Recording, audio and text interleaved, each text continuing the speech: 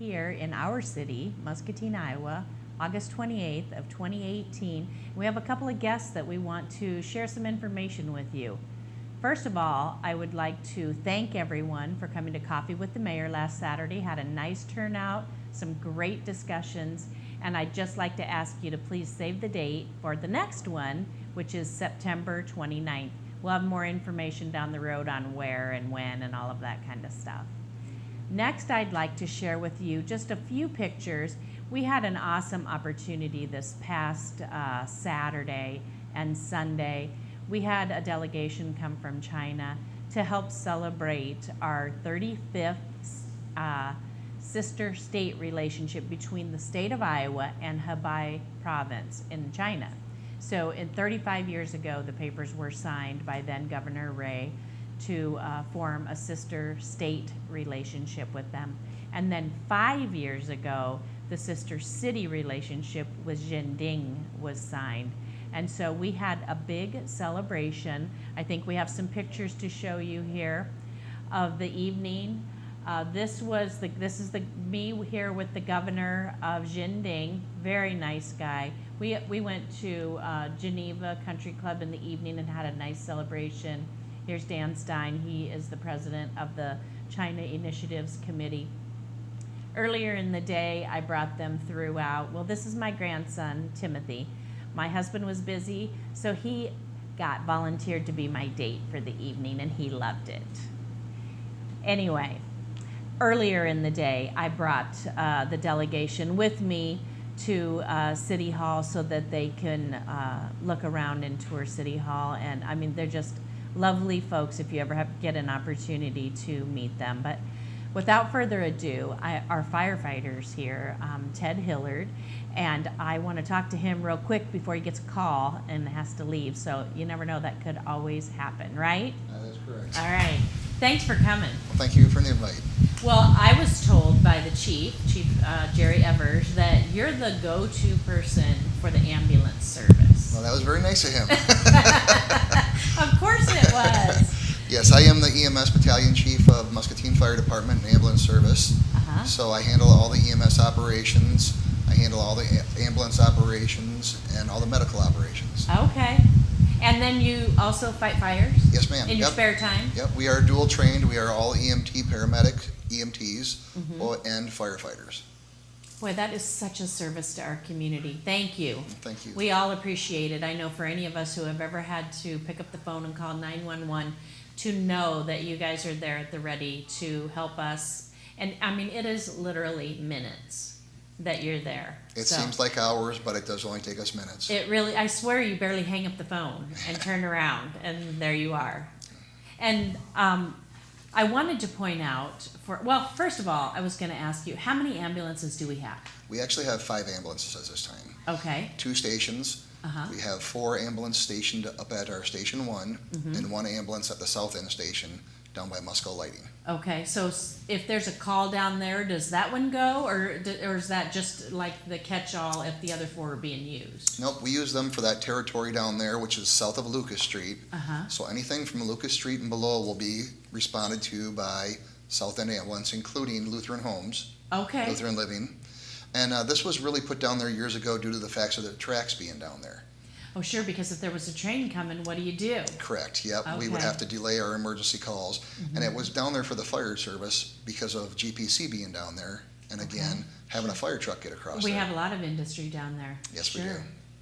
I've had meetings down there. It's a lovely facility. If anybody ever hasn't had an opportunity to go there, you should go and ask for a tour. It is a really nice facility. Yes, and it is a public safety meeting room, so the public can go there if they want to have meetings or anything. They just have to schedule through Muscom or through the fire department that they want to use that meeting room. Yeah, really, it's a really nice room too. Plenty big for any kind of a meeting. I wanted to talk a little bit about the annual report. I know that's something that comes out every year, and it really helps, I think, folks understand a little bit more about just what do you do, especially through the ambulance service. So the annual report, it looks like, I think we have a photo that we can show you, the first page there. So the annual report is, there you go. It's on the City of Muscatine website, and then you can just drill down to the different departments and get to the fire department and look up the annual report. So this is for all of last year, 2017. And you'll be able to look up all the information that we're going to talk about today. But we definitely wanted to share some of the individual pieces. So we wanted to talk a little bit about the calls for service for each year. It looks like they're going up. They go up every year, yes. We last year we made 5,100 calls. Approximately 40% of those are transfers that go out of town. The other percentage of them are something that stays in town here, or it goes to a different department, such as the University of Iowa or up into Davenport. Okay. So what do you mean by transfers? A transfer would be a patient who would go from a care facility already, such as Trinity Hospital, to another hospital, such as University of Iowa Hospital, where they would need deferred care, something that's not available here, such as a cardiac catheterization, because they were having a heart attack or a STEMI. So we would have to transfer them as an emergency patient to another hospital to get cardiac care. So in November, when our granddaughter got diagnosed with type 1 diabetes, and she was at Trinity Hospital, and you guys came and took her to the University of Iowa to the special endocrinology clinic. That's what you're talking about as a transfer. That's exactly correct. Okay. Yep. So what do you call it, like, do you call it a transfer too if someone's at Lutheran Homes and maybe they have an issue and they need to go somewhere else? Actually, we call that a 911 call, because they're calling for an emergency. They're saying, hey, we need you here right now. All right. A transfer is something that we say is scheduled unless it's an emergency transfer. Okay. Which is one of those ones where they say we need them to another hospital immediately. All right. And that's what we have when we go to a skilled care facility. Okay. They say John Brown fell today and he needs to be seen at the hospital right away. Okay. No different than me falling at my home. So that's a 911 call. Yes, ma'am. So what about if a police department needs somebody transferred, or a psychiatric patient needs a transfer to like a group home or something? Do you guys do that as well? We will transfer patients from Trinity Hospital to other psychiatric, because we do not have psych patients here, or psych treatment here. Right. We do have teleconference treatment, so they can do some of that, which has lessened our transfer problems that we've had. I was hoping it would. I knew that started in the last couple years. So sometimes they're able to just troubleshoot that right then. Yes. So years ago, we used to have to go to places such as Sioux City, Rockford, because there wasn't enough psych facilities around here to take on these patients. And we would be gone for 6, 10, 8 to 18 hours sometimes, transferring a patient just to a psych facility. Sure. And we need you here, not over on the other side of the state. Very true. Yeah, I know that crisis care that they have available now is so much better for our community. It is, and they've been working to prevent that from happening, and it's going really well. Good. So all of the firefighters, like these we're seeing here, all the firefighters are also EMS trained. Correct. We do have, most of them are paramedics. We have a couple EMTs that have gone through the system. But now in our process, we only hire paramedics due to the ambulance service and the call volume. Okay. So what's the difference between an EMT and an EMS? Sorry. An EMT is someone who can do basic skills. An EMT paramedic, or a paramedic, is someone who can do the advanced skills, starting IVs, intubating, pushing medications for cardiac, things like such as that. So a little bit more extensive training. And you have some of those also? Yes, everyone on the department is trained at the paramedic level except for 2. Oh, wow. We've got good service, don't we? We sure do. Anything else you wanted to talk about on this page that talks about the calls for service? I know you talked about, the weekends aren't so much as like we would think. What about individual months? There's really no difference in the individual months. You can see it bounces around quite a bit. There's no month that's really more than the other. People get injured and bad things happen to everybody every day. What we do notice is the days of the week, people don't want to go to the hospital or call the ambulance as much on the weekends. They want to get through the weekend and be seen during the week. And let's go to the doctor on Monday and just try to deal. Sure. And basically also because most of the acute care places aren't really open as often as on the weekends. Oh, sure. I think, does it help you that they have those acute urgent care places? I would think it would. If you can get there and get seen, maybe that can answer you enough questions to get you through till Monday. Yep, very much so. And there's a lot of times when we go to an acute care center, because someone can get diagnosed there and they might say, you need to be seen immediately somewhere else. So we do respond to a 911 call to an acute care center, and then we take a patient to either the hospital here or another hospital for treatment. Okay. So if they went to urgent care and the doctor said, you're in the middle of something really bad and you can't drive, then they would call you and you would take them to the hospital. Yep, this happens very often. Oh, really? Yep. Okay, I guess I hadn't realized that. Yep. That's the acute care centers, the doctor's offices. They do a great job of diagnosing and knowing when something is serious. Very good. Very good. What about, I know you said you wanted to talk just a little bit about the types of calls. Sure. So you have the 911 EMS calls. That's when anybody just picks up the phone and calls 911. How do they know whether to send the fire department or the police department? We have a schematic on who we send for calls. If someone calls and says, hey, I'm not feeling well, I've been vomiting, I got a fever, we would send an ambulance with 2 personnel. Okay. Now, if someone would call and say, I'm having difficulty breathing and chest pain, we would have a bigger workup on them, so we would send 2 personnel in an ambulance plus a fire engine with 3 people in it. Wow. And we'd also send people, if we send an ambulance to a call and they need help getting someone from the 3rd floor, 4th floor, 5th floor from the basement, then they could call and send the fire truck and we would also help. One of the biggest problems with EMS and fire, as we spoke about before, is back injuries. Lifting injuries, it's not always ergonomic for us to lift a patient the way we do nowadays. Oh, I bet not. More people on hand, more hands in the pot, it saves backs. And you would think, my mother has MS and she's very small and fell in front of me, and then I thought, well, I can bend over and pick her up. I'm telling you, I swore she weighed 1,000 pounds and she weighs 110. When you're trying to pick somebody up off the floor, it's a lot of weight. Yes, it is, because your normal ergonomic lifting, everyone says, is don't lift with your back, lift with your legs. Well, you can't do that when you're in a tight area. No. If you're pinned in a corner somewhere, there's no way, or you got to twist around to try to get to them. Well, I know you guys must have a lot of injuries, and I'm sure you do as much prevention as you can. We do. We have a physical training program that we do every day. We have a great workout area at the fire station where we share it with the police and sheriff and also other city employees that can come work out. And that's one of our biggest things we promote is health.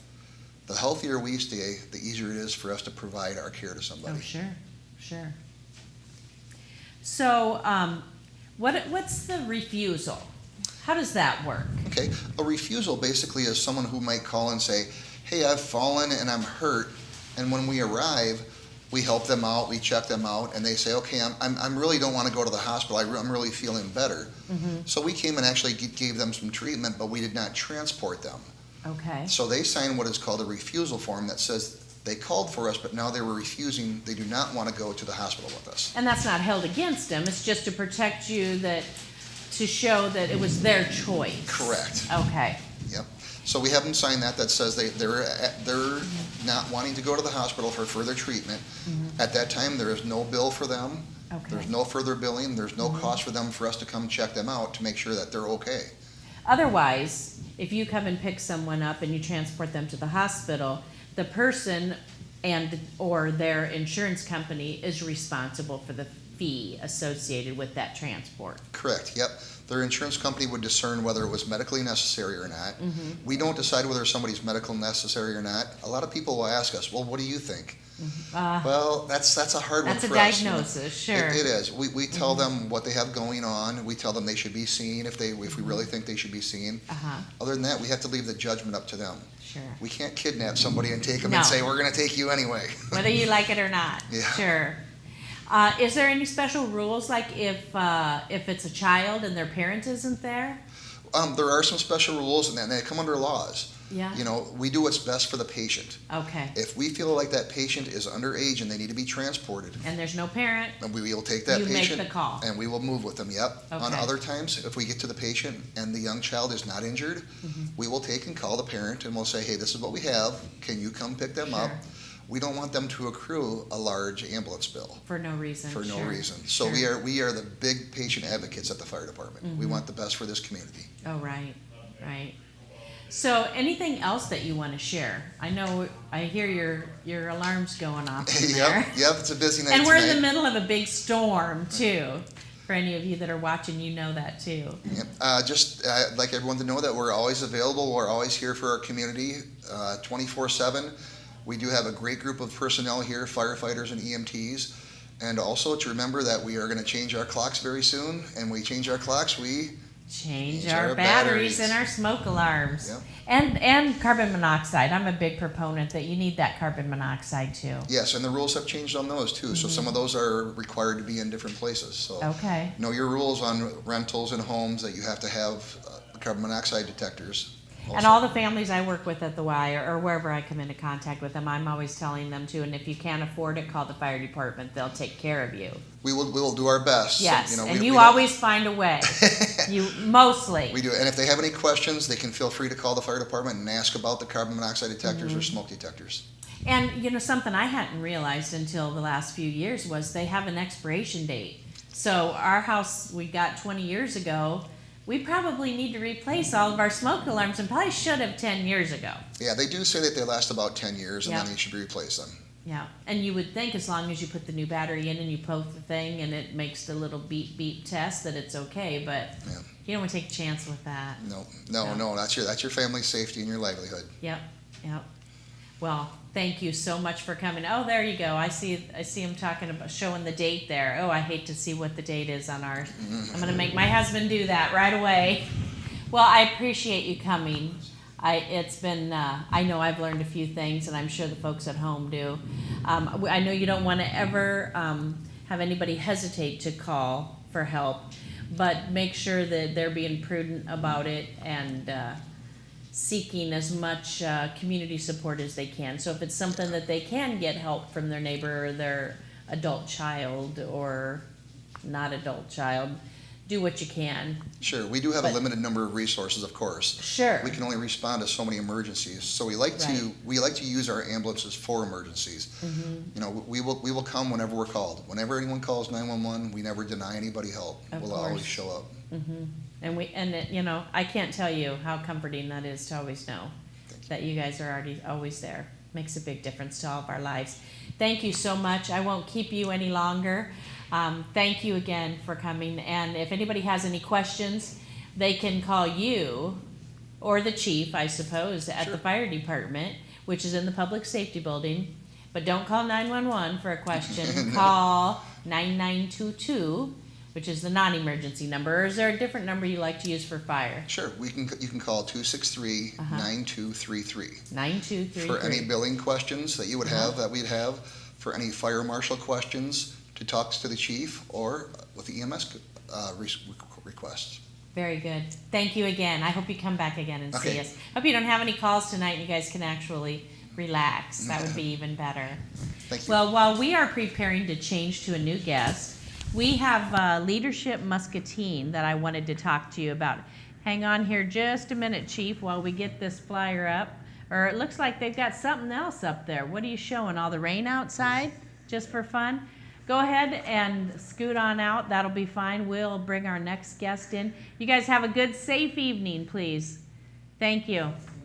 So Leadership Muscatine is actually taking applications now. And they're accepting applications for the 18-19 season.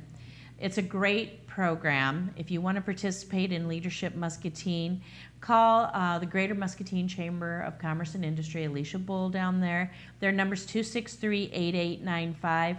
They have done so many wonderful projects in our community. They're always putting together different groups for Leadership Muscatine and tackling something. Just recently we had the Soapbox Derby races, and they came through and raced this year, but last year when they first came back to be, it was because one of the Leadership Muscatine groups took that on. And so it's a really worthwhile program. If you have questions about it, look on their website or just give them a call. Elise would be happy to sit and visit with you. Well, we want to welcome our next guest, who's Megan Francis with Sunnybrook, yes, right? Yes, And you're the marketing director there. I am. And you are always busy. I try to be. I see you try everywhere to be. out in the community. Go, go, go. I try to be. I want everybody to know about Sunnybrook and what we're doing and how much fun we're having and the amazing residents we have. So, oh, yes. Yeah. Yes. It's fun to go out and talk about. It is. And, you know, I think it is so fun how we're keeping our seniors more active and involved in things. I think that is so much fun, and it's such a win-win. I was sharing with someone the other day, I was in Washington, D.C., or Wisconsin, one of them, recently, in the last couple years, and they have a program, an adult daycare center for elderly in with the kids' daycare center. Yeah. And so they're all together integrated. Yeah. And they have seen nothing but positive results. Yeah. From the senior citizens have reacted so well to being around the youngsters, and the youngsters are learning from them, and what a wonderful environment. So put that on your there we pencil go. that in. We'll open a daycare. Yeah, there you go. Anyway, all the fun things that you guys do at Sunnybrook, you guys are going out all the time. Yeah. Doing fun things and there's your resident art gallery. Yep, we just opened our resident art gallery. Fun. And the fun thing with this, we've got a couple collections up now and it'll grow. But one of the collections was actually from a resident teaching other residents art. And then their pictures are up there. Isn't so that nice? A lot of fun. And there's our Road Warriors. Yes. This summer. So one of the misconceptions of senior living is that you go and you don't do anything, or you lose that connection with being out. And we have so many active seniors that we have taken them on the road. They want to go out on those day trips they used to go to. So we've gone to the Quad City Botanical Center and the John Deere Museum, and this is our memory care out at the Herbert Hoover Museum. Okay. And this week they took their families on a picnic at Weed Park and made lunch for them because that's what you would do. And now you've got a group of people to do it with instead of hanging out in your house. So. Oh, sure. Yeah. And staying active and vibrant and enjoying the outside and being with others. Yeah. That's what we all want. Yeah. We've caught a few people off guard when we've been out and they said, wait, what? You're assisted living? And we're like, yeah. And we are here for fun. Yes. So, yes. Yeah. Yeah, it's been a good summer, and we're going to continue them, maybe a little more local with some of the weather that we could possibly get. Sure, you never know. You never know, but definitely, you know, how many times once you lose a license, it's the big pivotal point. Oh, yes. Do you get together a group of people to drive out to the Amanas? Oh, sure. But yet you want to be out there shopping and stuff. So, yes. Yeah, it's been a lot of fun this summer. And I think that's the critical move, or the critical moment for them, is when they're no longer able to transport themselves. My mother has MS, and she lives at Hershey Manor now, and she still talks about, I wished I would have kept my last car. Yeah. Because that giving up that freedom. Yep. So the fact that you're able to replace that. Yep. And still get them out. So you have your own vehicle. Yep, we've got a 12-passenger bus that goes out, but we also have a smaller vehicle, so we provide regular transportation during the week. Okay.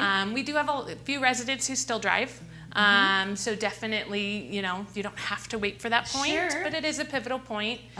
And you can still get to doctor's appointments and run to Hy-Vee and run through the ATM and go to Walmart and do those things that you just want to do and need to do to be independent. And that's big. And the community all wants to see them. Yep. Yep. So it's a win-win. They want to be seen and they want to see others. So that works for everyone. Now, I know you have a big project coming up, the Memory Cafe. What's that all about? So Sunnybrook is partnering with Senior Resources. Sunnybrook provides memory care. So we have dementia-specific and Alzheimer's-specific memory care for full-time living, and Senior Resources provides adult day. But there's a population in the middle there, the friends, the caregivers, the family, those who are early onset, who just need to build a community. Sure. So the Memory Cafe is going to be at the Coffee Belt. So it's a nice neutral ground, and it's really just a social group to get together. We'll have some resources and activities, but it's that time to get together and talk about the latest movie or what's going on in town, or your favorite trip or that type of thing. But it's really just to build that social connection and to find a network. So is it going to be in a group setting, or are they going to break off and individually visit? We have not over-programmed it to start with, because I don't know specifically what someone needs. I have some ideas and I've heard some things, but I want people to come to us and let us know what they need. Sure. And that's why we're there. So if some days we just want to get together and play a game and we want to just leave everything behind, we'll get together and do that. And if some days we need a little more of a discussion, or we need to break off into a smaller group, those are definitely the things that we're going to accommodate. So everybody who has this in their lives, or is dealing with anyone with memory loss anywhere and just needs people around them, come, let us know what we can do for you. Let us know what's helpful, and we want to just provide that network. And for the providers, the caregivers as well. Yeah. Okay. Yeah, caregivers, families, a lot of spouses who are kind of with this person that they're seeing all day, and just need other people to be around and who just understand. Oh, sure. It's kind of that relief of I just need other people that understand, but yet I don't want to talk maybe about what's going on all the time. I want to talk about what show I saw last night, or sure, what's going on with the Hawkeyes, or so they're not 24/7 dealing with this this issue. That's a great program. So it's going to be the second Thursday of each month. Second Thursday each month at the Coffee Bell. We're providing coffee tickets. So come on down. Let us know what we can do. And so you'll be bringing the people from Sunnybrook on your bus? No, we're just providing the place for it to start off with, and then we'll just kind of see how it goes from there. Right. So any kind of interest, let us know, how we can help with that. So. I think it's exciting. Yeah, we're excited, and great partners too. Oh, sure. It's been a big thing for me. Our residents have always been so connected to the community, in the positions that they've had, and raising children here, and all of that. So my big thing has always been to bring the community back in. And with our Wee Bowling, which I saw a few pictures up there, and of course I'm wearing my shirt for, bringing people in. Oh, sorry, that is mine. Bringing people in and saying, come play our Wii Bowling against our team and challenge them. And we've had just a ton of fun. Today we had the police department out, and we beat them. Good. But it's just good to be out there yelling and whooping up. And And I've seen some of the fun things that they do. I went out with CJ, the sheriff, and judged a salsa contest, and they're always doing something fun like that. The people love it, and whether even if they aren't participating, they come out and sit and watch and enjoy the event with everyone else. And this is the time of year as people are preparing for the winter. Yes. Are you safe? Are those stairs getting more difficult? We do have an opening right now, and we spend most of the fall and winter with a waiting list. So come down, check us out. Now's the time. Have lunch every the third Thursday of every month. We also hold just an open community lunch. Wow. So it's a great time to just come meet residents and check us out.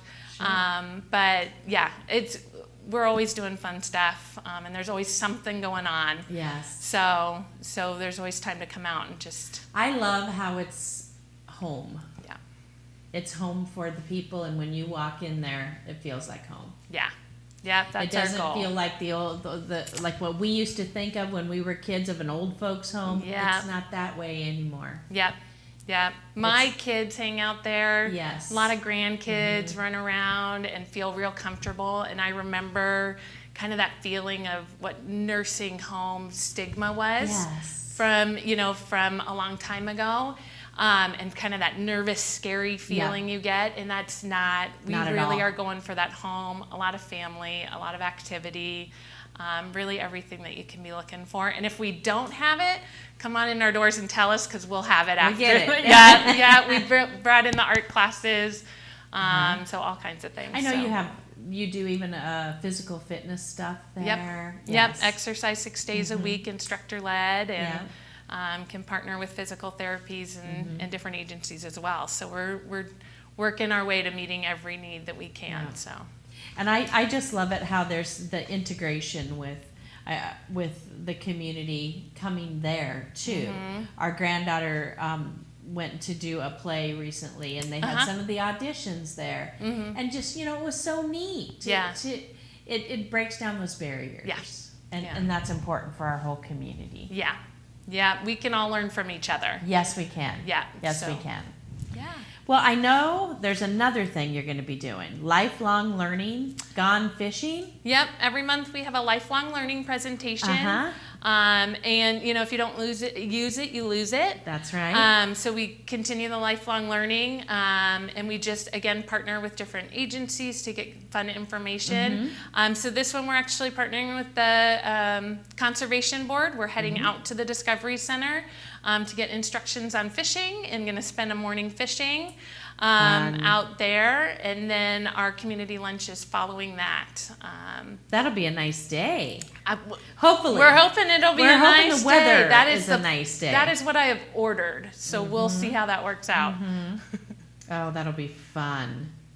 That'll be a lot of fun. So is that just for the people that live at Sunnybrook? Nope. No. Always open to the community. So anybody can come if they're everybody can giving come. care to someone at home.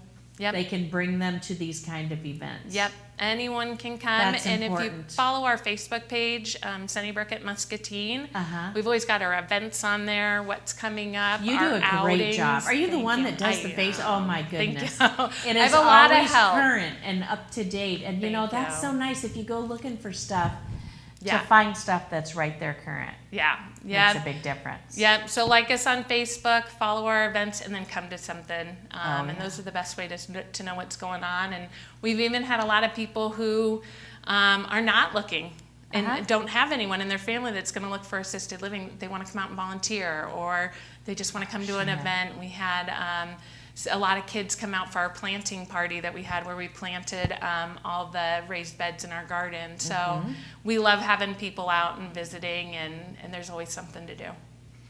It's just like a big home out there. It really is. Yeah. All the times I've been there, it's been so comforting and welcoming, and all of the people who live there, they just feel like it's their home. And thank you. And have a lot of friends. I mean, I always think that'd be neat. Yeah. To live, with a bunch of other people that are so kind and nice and have fun. Yeah, in your own private apartment that you can decorate with your own furniture. But you still can go shut out. the door if you don't want to talk to you still have all that privacy of your own. But if you want to go out and have a cup of coffee and visit with other people, somebody's there. Yeah, and you can invite guests in. We have a lot of residents who have regular card groups that come out and meet, or high school reunions, or family anniversaries that have come out. That one's our carnival there, some pictures. We had a family carnival, inviting family out. Families always reserve our areas to celebrate Christmas.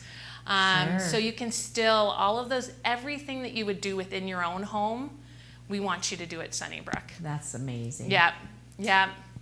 Well, I very much thank you for the service that you provide to the community. And to our seniors, it's amazing. They get to just, our lifespan is so lengthened than what it used to be, that they're still vibrant and healthy and happy and want to do all these fun things. Might be a little bit limited physically, but it doesn't mean they can't still have fun and do all of the great things for many more years. And we do. We do have a lot of things that we're doing outside, but we do give assistance. That's why we bring a lot in, too.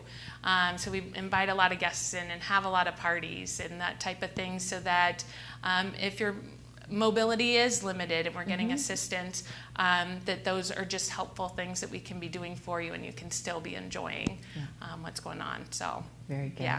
Yeah. Anything else you wanted to share? Well, I do have the announcement that we have a full team of 4 staff members going over the edge. Yes. Yeah, we're excited for that. So we are all fundraising. We have a resident who participates in Special Olympics. Dick Better. Yes. We also have family connections with Special Olympics, with Big Brothers. I'm a chamber ambassador. Yes. So a lot of great connections. My co-workers, Haley is our business office manager. Sam is our cook, and Tina is also one of our cooks. Sam's our dietary manager. And we're all going to raise the funds and go over the edge. So we're super excited. So are you doing it as a team? We're doing it as a team. Fun. Yeah. And then you all get to go over the edge? We're all going to go over the edge together. Wow. I'm scared out of my mind, so I had to find friends to go with me. Yes. Lindsay Phillips asked me when she first was talking, I'm like, yeah, no, I'll come wave. Yes. Or cheer you on. We're going to have all of our residents down there cheering us on. It'll be a fun day. You know what? It sounds like it's going to be this huge party. Yep. With bands and entertainment and we've got to get good weather. What great causes to do it for. So that's right. And it all stays local. Yep. Yeah. Yep. So that's the nice thing. So it's between Big Brother Big Sister and Special Olympics and the Chamber Ambassadors, and I know they've got a team working diligently on all the planning and everything's coming together. Got some excellent sponsors, and of course it's going to be over the Laurel, jumping over or going down, jumping safely over the rappelling edge down of the Laurel building. Yes, and I know there's a ton of people that are doing this, so there's fundraising going on right now all over this community because all of the profits go directly to these organizations right here locally, and that makes a big difference. And one more week there's a match for money raised, so if you're thinking about it, now's the time to do it and get signed up or give to someone if you don't want to do it yourself.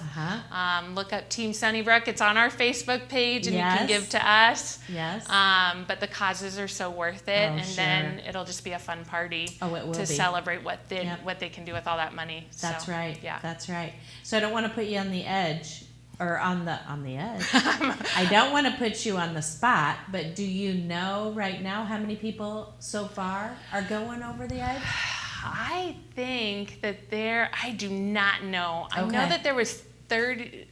I was thinking 35 in my head for some reason, and I don't know why. I think that there's more than that now. Do you? Okay. Yeah, I want to say that they're over halfway.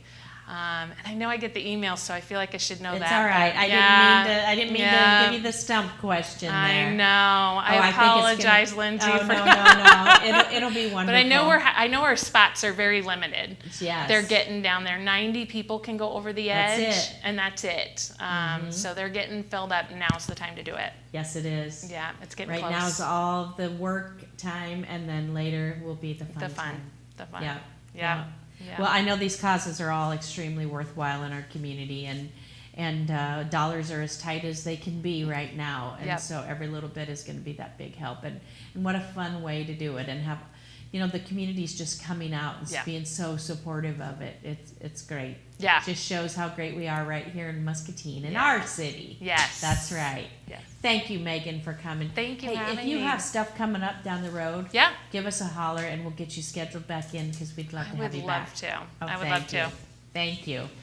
Well, I just had a couple of save the dates real quick for you. Next week on Our City, we have Beverly Griffith, and she's the new Muscom director.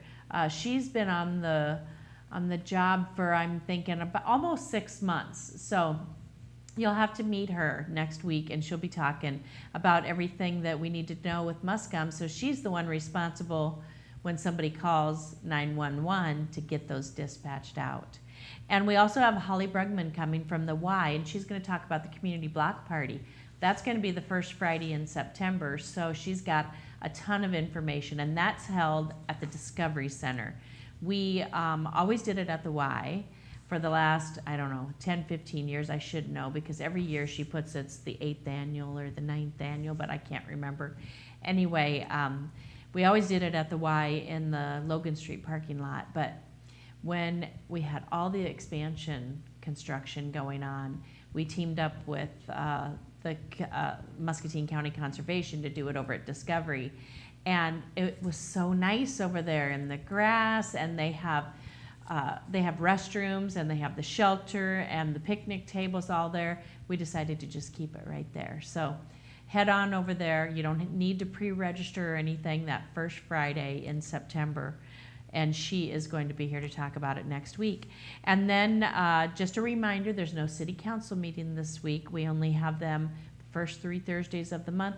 And this is an odd month because there were 5 Thursdays. So we didn't have a meeting last week and we don't have one this week. I really hope everybody stays safe and enjoys the Labor Day holiday. This coming week, remember that all the city buildings and offices are closed on Monday. And I wanted to close out the night with just a couple of quick pictures. I got to go up and meet with Congressman Loebsack today and a few people, and our granddaughter's the little short one there. She has type 1 diabetes and got diagnosed in November. And Congressman Loebsack is on a team that was instrumental in getting funding continued for $150 million to JDRF this year and next year as they keep looking for a cure. So great thanks to them and our government as they work to put the money to research to try to help improve everyone's lives, because that's what we want to do. Have a great evening, a great holiday weekend, and we'll see you back here next week on Our City. Thanks for coming. Our City with Mayor Diana Broderson replays on MPW Channel 9, Wednesday at 2 p.m. and 7 p.m. and Thursday at 7 a.m. Of course, we're live every Tuesday at 6:30 p.m. on Facebook. Email us at ourcity@muscatineiowa.gov.